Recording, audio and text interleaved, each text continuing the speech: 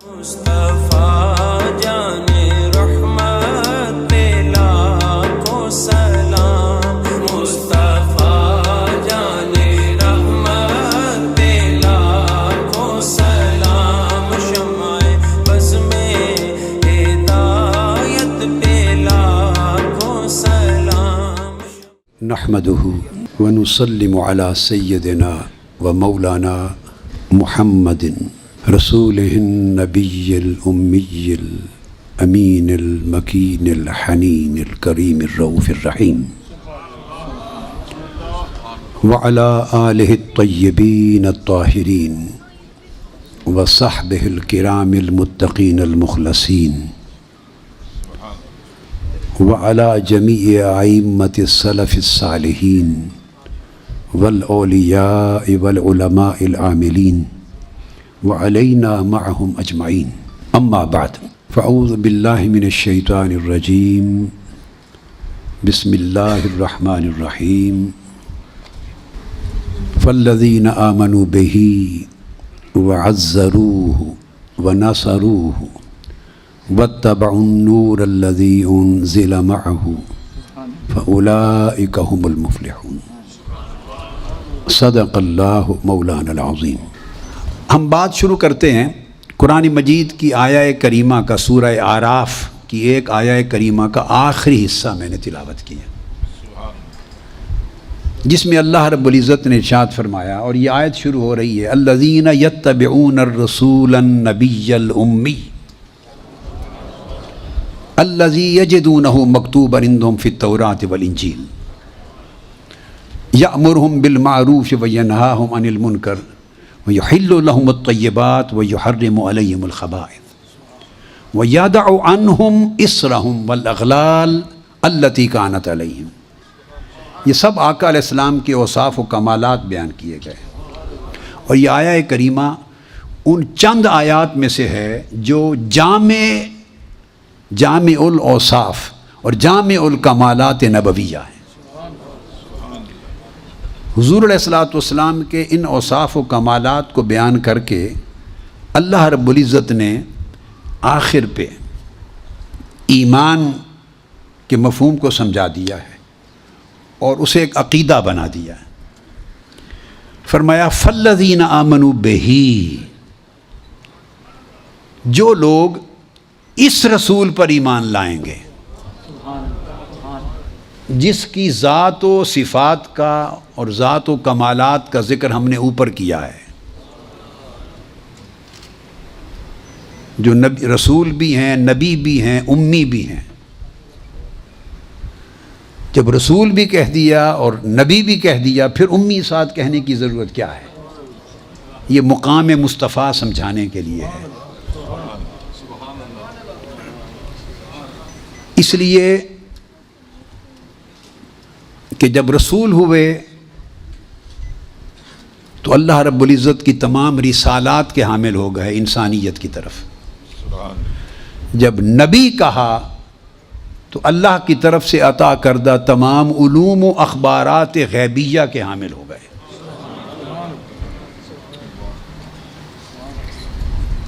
تو امی کی ضرورت کیوں پیش آئی؟ امی اس لیے کہا کہ لوگوں کو پتہ چلے کہ جتنے کمالات علم میں، اخلاق میں، فکر میں، فہم میں، معرفت میں، جتنے کمالات اس رسول اور اس نبی کی ذات میں دیکھتے ہو، ان میں کوئی ایک کمال بھی کسبی نہیں ہے، سب وہبی ہیں۔ یہ معنی ہے امی کا، یعنی وہ دنیا میں کسی سے نہیں پڑھے، نہ انہوں نے کسی استاد سے سیکھے، نہ کسی کتاب سے پڑھے، یہ سارے اصلاً ان کو باری تعالیٰ کی بارگاہ سے نصیب ہوئے۔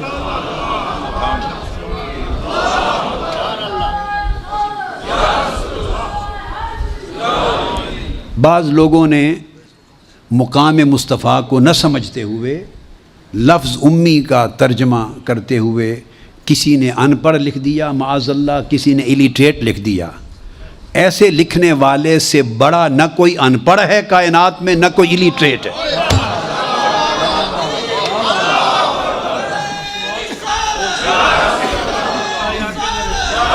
وہ ذات بس بیٹا وہ ذات حضور علیہ السلام کو امی فرما رہی ہے آپ کے مرتبہ علم کو بتانے کے لیے کہ کسی سے نہیں پڑھا. وَعَلَّمَكَ مَا لَمْ تَكُنْ تَعْلَمُ. خود اللہ نے آپ کو علم دیا. وَكَانَ فَضْلُ اللَّهِ عَلَيْكَ عَظِيمًا. اور تم ان کو الیٹریٹ کہہ رہے ہو اور ان پڑھ کہہ رہے ہو. یہ مقام علم کا اظہار ہو رہا ہے الامی. اور یہ امی میں اصل کا معنی ہے.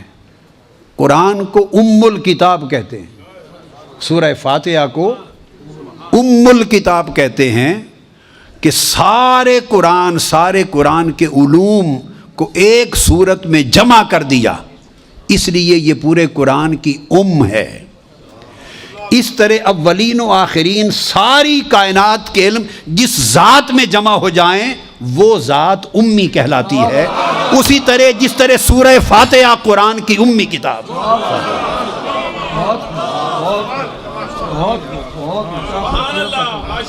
اور مکہ کو ام القریٰ کہا. مکہ کو ام القریٰ کہا, یعنی کرۂ ارضی پر سب سے پہلے جس گھر کو, جس شہر کو اللہ نے بنایا, جس اصل سے کائنات کی ابتدا ہوئی وہ ام القریٰ ہے. اسی طرح جس ذات سے اس کائنات خلق کی, عالم امر اور عالم خلق سب کی ابتدا ہوئی, اور جو نور اول کے طور پر ظہور پذیر ہوا اس کا نام محمد مصطفیٰ ہے, اس کو امی کہتے ہیں. یعنی مکہ اس لیے امی ہے شہروں میں کہ اس سے ساری کائنات پھوٹی, اور تاجدار کائنات اس لیے امی ہیں کہ اس سے سارے انبیاء کی نبوتیں پھوٹی, سب کی رسالتیں پھوٹی, انسانیت کے کمال پھوٹے, ساری کائنات خلق کا وجود حضور کے نور سے پھوٹا. یہ اصل الکائنات ہیں, اصل الکائنات ہیں. اس لیے کہا اس کو عام رسولوں اور نبیوں کی طرح نہ سمجھنا, یہ النبی الامی ہے کہ اس کے چشمے سے سب کچھ پھوٹا ہے. یہ اصل نبوت ہے, یہ اصل رسالت ہے, یہ اول الانبیاء ہے, یہ اول الرسل ہے, سب اس میں سے نکلے. تو جس کو اول الانبیاء اور اول الرسل بنایا, تو حقیقت یہ ہے کہ جو اپنی حقیقت میں اول ہو وہی آخر ہوا کرتا ہے. جو حقیقت میں اول ہو. اب قرآن نے کیا کہا, فرمایا اشیاء کی اپنی اصل اور ماہیت میں مت جاؤ کہ وہ طیبات میں سے ہیں یا خبائث میں سے ہیں. اس رسول کا فیصلہ شریعت ہوگا. اس لیے یہ نہیں فرمایا وَيُحِلُّ الطَّيِّبَاتِ. کیا فرمایا؟ نہیں فرمایا کہ طیبات کو حلال کرتے ہیں. وہ لاکھ طیب ہوتی پھریں, جب تک زبان مصطفیٰ سے نہ نکلے کہ یہ حلال ہے وہ حلال ہو نہیں سکتی. وہ طیب ہو کر بھی حلال نہیں ہو سکتی. لاکھ پلیت ہوتی پھریں, جب تک زبان مصطفیٰ نہ کہہ دے کہ یہ حرام ہے, کوئی شے حرام ہو نہیں سکتی. تو حلت و حرمت کسی شے کی اصل ماہیت پر اس کا مدار نہیں کہ وہ طیب ہے یا خبیث. مدار حلت و حرمت کا زبان مصطفیٰ پر ہے. ارے جسے حلال کہہ دے وہ حلال ہے, جسے حرام کہہ دے وہ حرام ہے. تو گویا شریعت جان نہ ہو تو مصطفیٰ کے لبوں کو دیکھا کرو, لب جو کہہ دے وہی شریعت بن جاتی ہے.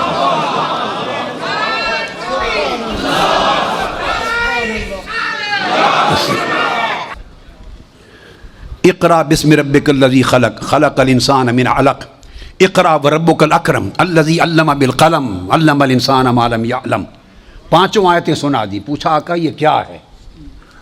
قرآن ختم ہو گیا یہاں پر. پہلی وہی, آقا یہ کیا ہے؟ میرے آقا نے فرمایا یہ قرآن ہے. یہ جو جملہ فرمایا یہ قرآن ہے. جس کو ماننے والے مسلمان ہو گئے اور نہ ماننے والے کافر رہے. یہ جملہ قرآن ہے یا حدیث ہے؟ بولیے. حدیث رسول ہے نا کہ یہ قرآن ہے. تو جنہوں نے مان لیا تو انہوں نے قرآن کا قرآن ہونا پہلے مانا یا حدیث مصطفیٰ کا سچا ہونا پہلے مانا؟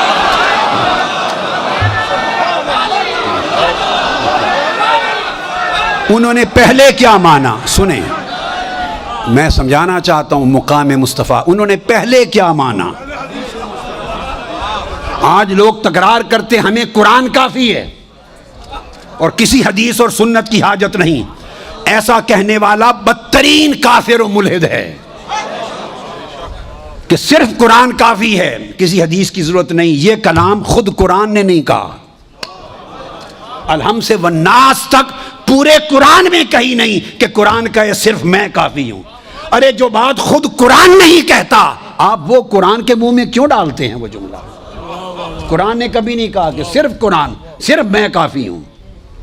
جو بات قرآن نے نہیں کہی ہم کون ہوتے ہیں اس بات کو کہنے والے؟ تو آقا نے فرمایا یہ قرآن ہے. تو پہلے انہوں نے کس کو مانا؟ تو خدا کا ایک ہونا یہ خبر ہے. تو مخبر کون ہے؟ مخبر کون ہے؟ الرسول النبی الامی, آقا علیہ السلام مخبر ہیں. تو مجھے بولیے اگر خبر پر یقین کرنا ہو تو خبر پہ ڈائریکٹ یقین ہوتا ہے یا پہلے مخبر پر یقین ہوتا ہے؟ پہلے مخبر کو سچا مانتے ہو تب اس کی دی ہوئی خبر کو مانتے ہو. خبر توحید ہے اور مخبر کی شان رسالت ہے. مخبر مصطفیٰ ہے اور خبر جس کی دی جا رہی ہے وہ خدا ہے. مقام مصطفیٰ یہ ہے کہ خدا کو وہی مانتا ہے جو پہلے مصطفیٰ کو مانتا ہے.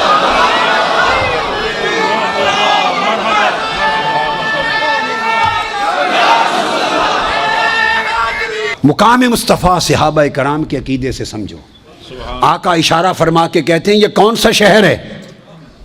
کیا صحابہ کرام 1.25 لاکھ صحابہ ہیں, حجت الوداع ہے, ان کو معلوم نہیں تھا کہ یہ مکہ ہے؟ بولیے کسی ایک صحابی نے نہیں کہا یا رسول اللہ یہ مکہ ہے. یہ ہے صحابہ کا عقیدہ اور یہ ہے ادب.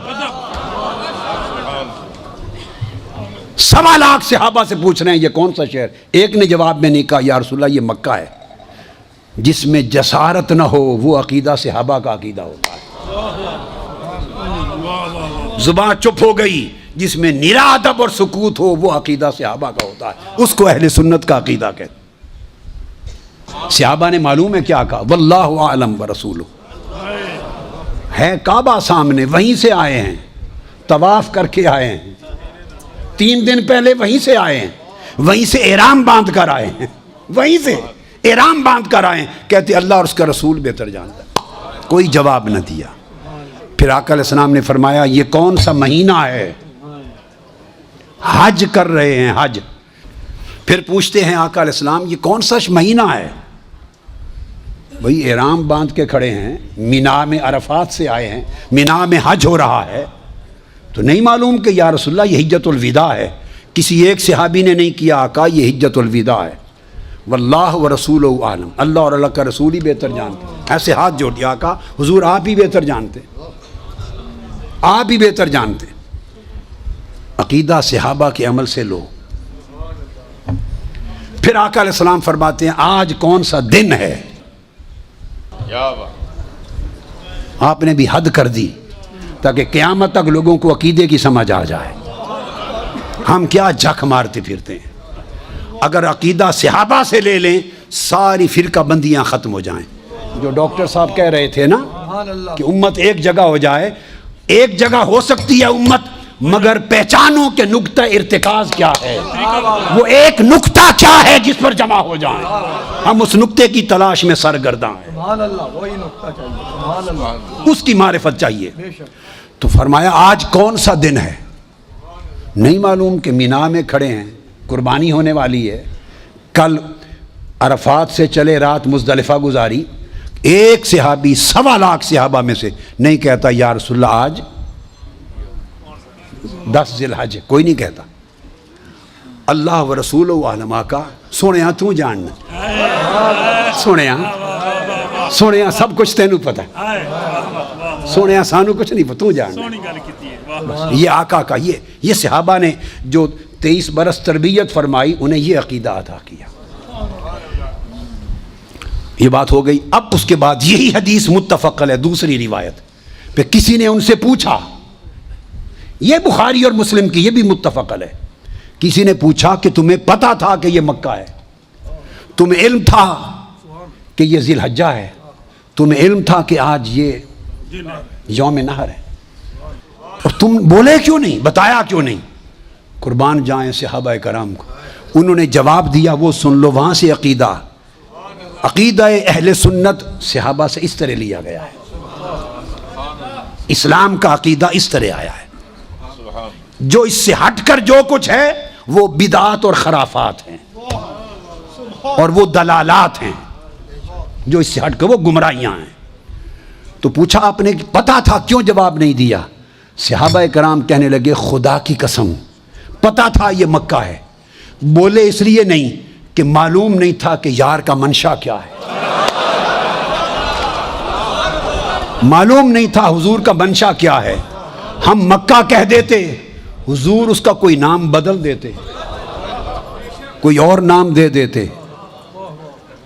اب یہ بات بڑی سمجھنے والی ہے، صحابہ جب یہ کہہ رہے ہیں، یہ بڑا خاص نقطہ علماء کرام کے لیے اور مدرسین کے لیے، جب صحابہ کرام بخاری مسلم میں روایت کے مطابق متفق علیہ جب کہہ رہے ہیں کہ ہم بتا دیتے حضور نام بدل دیتے تو وہی ہو جاتا جو فرما دیتے ہیں۔ جب یہ جواب دے رہے تھے انہیں قرآن کی وہ آیتیں یاد نہیں تھی، اول بیت وضع ببکہ کہ یہ مکہ شہر ہے۔ ہائے ہائے ہائے، ان صحابہ کو نہیں معلوم تھا کہ قرآن اس شہر کو مکہ کہہ چکا ہے۔ ارے قرآن اس شہر کو مکہ کہہ چکا ہے، جانتے ہوئے کہ قرآن نے ڈکلیئر کر دیا یہ مکہ، پھر احتمال ہو رہا ہے کہ ہم مکہ کہیں حضور نام بدل دیں، تو بھلے قرآن میں آ گیا تھا، اگر حضور نے کہہ دیا یہ مکہ نہیں آج سے یہ مدینہ ہے، اس کا نام مدینہ ہو جائے۔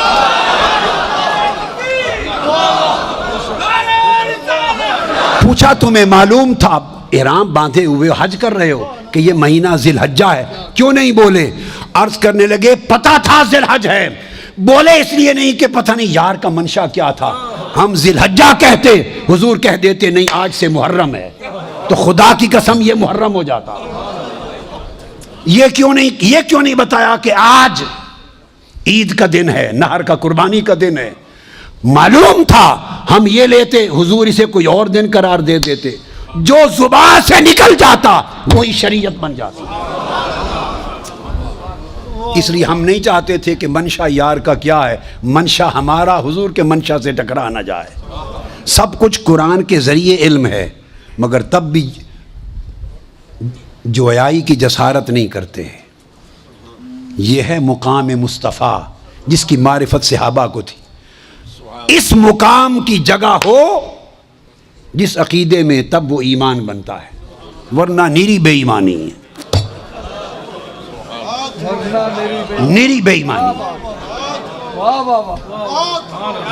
اگر آقا کی ذات سے تعلق یہ نہیں، نمازیں نہیں بچائیں گی، یاد رکھیں،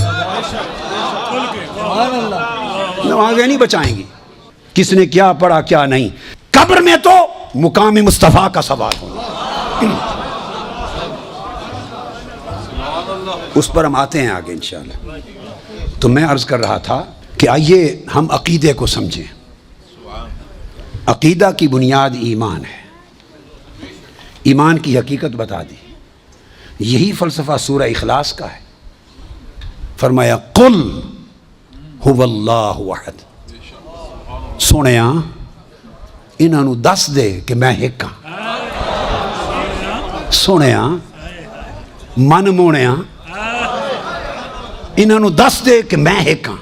خدا کا نبی سے کلام کرنا اور نبی کو رسول کو کہنا کہ میرا میسج یہ پیغام امت بندوں تک پہنچا دے، اس پروسیس کو شریعت میں اصطلاح میں رسالت کہتے ہیں۔ تو قل عنوان رسالت ہے، قل عنوان رسالت ہے، اور هو اللہ احد، وہ اللہ ہے، ایک ہے۔ هو اللہ سے توحید شروع ہوتی ہے، وَلَمْ يَكُنْ لَهُ كُفُوًا احد تک اگلا مضمون توحید ہے۔ پہلا لفظ قل یہ رسالت ہے۔ تو رب ذوالجلال نے اپنی توحید کا بیان جو کیا، اس کی بھی ابتدا اور عنوان رسالت کو دیا۔ سمجھانے کے لیے کہ توحید وہی معتبر ہے جو واسطہ اور وسیلہ رسالت سے ملے. جس توحید میں رسالت کا وسیلہ نہیں وہ توحید ہی نہیں ہے. یہ مقام مصطفیٰ ہے. سو عقیدہ چونکہ اس کی بنیاد ایمان پر ہے. اب تصدیق کے لیے ملا عبد الحکیم سیالکوٹی وہ حاشیہ خیالی میں بیان کرتے ہیں ایک نقطہ کہ اس بات پہ سب اہل علم کا اتفاق ہے اس بات پر کہ اچھا اب اگر علم ہو تو محض علم سے ایمان نہیں بنتا, معرفت سے ایمان نہیں بنتا. آپ کسی حقیقت کو جان لیں, پہچان لیں, اس سے ایمان نہیں بنتا, اس سے ایمان نہیں بنتا. اگر معرفت سے ایمان بنتا تو سب اہل کتاب مومن ہوتے. قرآن مجید نے کہا والذین آتیناہم الکتاب یعرفونہ کما یعرفون ابناءہم, جن کو ہم نے کتاب دی یہود و نصارہ وہ رسول کی معرفت اتنی رکھتے ہیں جتنے ماں باپ اپنے بیٹے کی رکھتے ہیں. تو ان کے پاس حضور کی معرفت تھی, تورات اور انجیل میں سب کچھ تھا, معرفت تھی, مگر مومن نہ ہوئے چونکہ تصدیق قلبی نہ تھی, تصدیق نہ تھی. اس طرح علم سے بھی ایمان نہیں بنتا, علم سے بھی ایمان نہیں بنتا. شرح عقیدہ ابن حاجب میں ایک قول شیخ عبداللہ نے بیان کیا ہے. شرح عقیدہ ابن حاجب میں تحریر المطالب کے اندر ابو جہل کہا کرتا تھا انا نعلم ان محمدً صلی اللہ علیہ وسلم هو النبی ولکن لا نؤمن به ابدا. ہم جانتے ہیں, ہمیں علم ہے کہ یہ نبی ہیں مگر مانیں گے نہیں. ابو جہل کا قول ہے ہم جانتے ہیں نبی ہیں, اس لیے کہ جو اوصاف ان میں دیکھے ہیں وہ غیر نبی میں ہو ہی نہیں سکتے, جو علامات ان کے اندر ہیں وہ غیر نبی میں ہو نہیں سکتی. ہمیں علم ہے کہ یہ نبی ہیں مگر مانیں گے نہیں. تو علم تھا مگر مومن نہ بنا, کافر رہا. یہود و نصارہ کو معرفت تھی مگر کافر رہے اس لیے کہ تصدیق نہ تھی. اب تصدیق کے بارے میں سب کہتے ہیں یہ لغوی اعتبار سے یہ جو تصدیق ہے معرفت لغوی اعتبار سے تصدیق سے خارج ہے, مگر اس پر اہل علم کا اختلاف ہے کہ تصدیق کے لغوی سے تو خارج ہے مگر کیا یہ تصدیق منطقی بھی ہے یا کیا تصور میں داخل ہے. بعضوں نے صدر الشریعہ نے کہا تصدیق منطقی میں داخل ہے, بعضوں نے کہا کہ نہیں تصور میں داخل ہے. اب نقطہ سمجھنا ہے, منطقی تصدیق جو علم اور معرفت سے جس کی خبر ہو جائے, علم و نظر سے, اور تصور جو وجود ذہنی ہے جو علم کے ذریعے ذہن میں تصور قائم ہو جائے, یہ دونوں چیزیں مل کر بھی تصدیق شرعی نہیں بناتی. تصدیق شرعی تب بنتی ہے, یہ بات بڑی اہم نقطے کی طرف لے جا رہا ہوں. تصور علم ہے, وجود ذہنی ہے, ذہن سمجھ گیا مگر مومن نہیں بنا چونکہ تعلق ذہنی پیدا ہوا, تعلق ذہنی پیدا ہوا. منطقی تصدیق ہو گئی معرفت سے مگر مومن نہ بنا چونکہ وہ بھی تعلق فکری اور نظری پیدا ہوا. تو قاعدہ کلیہ یہ ہے کہ اگر حضور کی ذات سے, بڑی خاص بات بتا رہا ہوں, حضور کی ذات سے تعلق اگر علم و نظر کا ہو اور فکر کا معرفت کا ہو تو عقل اور علم و نظر کا تعلق رکھ کے کوئی مومن نہیں بنتا. مومن تب بنتا ہے جب دل جڑ جائے مصطفیٰ کے ساتھ, تصدیق قلبی ہو جائے. تصدیق شرعی کہتے ہیں ربط قلبی کو, دل کی گانٹھ بندھ جائے مصطفیٰ کے قدموں سے. تصدیق شرعی تب بنتی ہے کہ ربط قلبی پیدا ہو جائے, دل ماننے لگے, اور دل ماننے کو آئے بلا الف بے بھی نہ آتا ہو تب بھی دل کیا ہے مان لے. ہائے ہائے. بلال حبشی اس نے کون سی علم اور منطق کی کتابیں پڑھی تھیں مگر اس جیسا ایمان کسی عالم کا ہوگا. تو بنیادی چیز یہ ہے کہ عقیدہ اور ایمان وہ پیدا ہوتا ہے ربط قلبی سے. ربط قلبی ہو جائے تو عقیدہ اور ایمان بنتا ہے, اور اگر ربط قلبی نہ ہو، لاکھ علم و نظر اور فلسفہ اور فہم اور معرفت ہوتا پھرے، ذہنی اور فکری اور علمی تعلق سے ایمان نہیں آتا۔ یاد رکھ لیں، ایمان یہاں جنم نہیں لیتا، ایمان یہاں جنم نہیں لیتا۔ ایمان کا موضوع یہ ہے، دل ہے۔ یہاں علم جنم لیتا ہے، یہاں عشق جنم لیتا ہے۔ تو لفظ ایمان جسے تصدیق شرعی کہتے ہیں، اور تصدیق شرعی جو نام ہے ربط قلبی کا، وہ اشارہ دیتی ہے اگر ایمان والا بننا ہے تو تعلق عشق کا پیدا کرو، تعلق قلبی محبت کا پیدا کرو۔ عقل اور فکر و نظر اور فلسفہ و منطق اور کتب کھنگال کے رکھ لو، مومن نہیں بنتے جب تک ربط قلبی نہ ہو۔ اب یہ ایمان کی بحث تھی، اب یہی بات عقیدے میں سنا دوں۔ عقیدہ کے اعتبار سے عقیدہ عقد سے ہے، اس کا معنی توثیق اور الربط بالقوہ، مضبوطی سے گانٹھ باندھ دینا، طاقت کے ساتھ۔ والذین عقدت ایمانکم ولکن یؤاخذکم بما عقدتم الایمان، جب تک گانٹھ نہ بدھے جو کھل نہ سکے عقیدہ نہیں بنتا۔ جو شک میں رہیں، ہاں یار یہ بھی ٹھیک ہے، یہ بھی ٹھیک ہے، یہ بھی درستی کہتے ہوں گے، یہ بھی درستی کہتے ہوں گے، پتہ نہیں یہ ہے، پتہ نہیں وہ ہے، لا الہ ہؤلاء ولا الہ ہؤلاء، یہ لوگ کبھی مومن نہیں بنتے۔ جب تک فکر و نظر کی وادیاں عبور کر کے ربط قلبی، حب قلبی، عشق قلبی کا تعلق ذات مصطفیٰ سے استوار نہ ہو جائے، اور علم و معرفت کے سارے پیمانے حضور کے قدموں پہ نچھاور نہ ہو جائیں، اس وقت تک نہ ایمان بنتا ہے نہ عقیدہ بنتا ہے۔